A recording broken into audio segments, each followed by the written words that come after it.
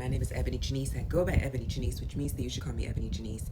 And today we are here to talk about, if this is the Umbongian Alternative Imagination arm, the Civil Rights Movement dinner table was the real institution. So, here's some history. We understand the civil rights movement through its public moments: the marches, the speeches, the sit-ins, the arrest, and the photographs.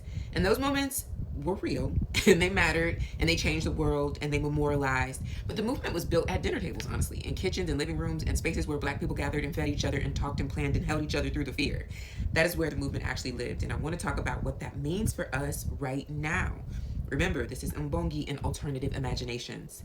So what the dinner table as institution actually means is the primary organizing technology of one of the most successful social movements in American history was not a political party, not a nonprofit, not a formal institution with bylaws and a 501c3 statement. It was a practice of gathering, of feeding, of sitting together long enough to know each other deeply enough to trust each other with each other's life.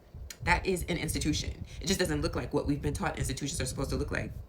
So let's think about the Montgomery bus boycott, for example. It was organized in Black churches and Black kitchens. The Student Nonviolent Coordinating Committee was built by young people sitting together, eating together, planning together. Ella Baker, one of the most important architects of the civil rights movement, understood that the relationship was the movement, that you could not organize people you did not know, that knowing required gathering, that gathering required for Black people feeding.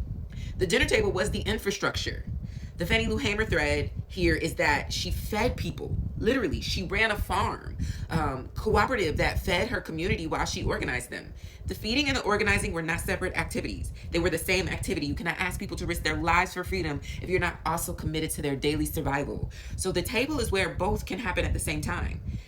So here's where Umbongi comes in. The civil rights dinner table operated on Umbongi principles: the sacred gathering, the collective knowledge, holding the community that made decisions together and held each other accountable. It was not democratic in the Western sense. It was consensual in the African traditional sense. It centered relationship over procedure. It centered the people over the policy. It was a circle, not a hierarchy. The alternative imagination for what I think I want to bring this up in this moment for is, what would it look like to build that dinner table now? Not metaphorically, literally. Who needs to be sitting at your table? Who are you feeding? Who is feeding you? What are you planning together? What are you holding each other through? Because the movement that is needed right now, whatever it becomes, will be built the same way the last ones, the last successful ones were, right? At a table over food, between people who have decided to know each other.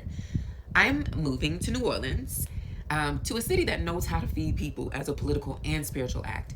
New Orleans has always understood that the table is sacred, that the meal is community, that feeding someone is an act of love and an act of resistance at the same time. And I'm arriving in that tradition. My invitation is that you organize a dinner, literally, next week.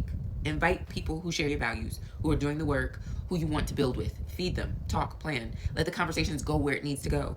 That is the institution. That is the movement. That is Umbongi. The dinner table is still available. The food is still cookable. The people are still findable. The question is whether you're willing to cook. I think you are. That's why you're here watching these little YouTube videos.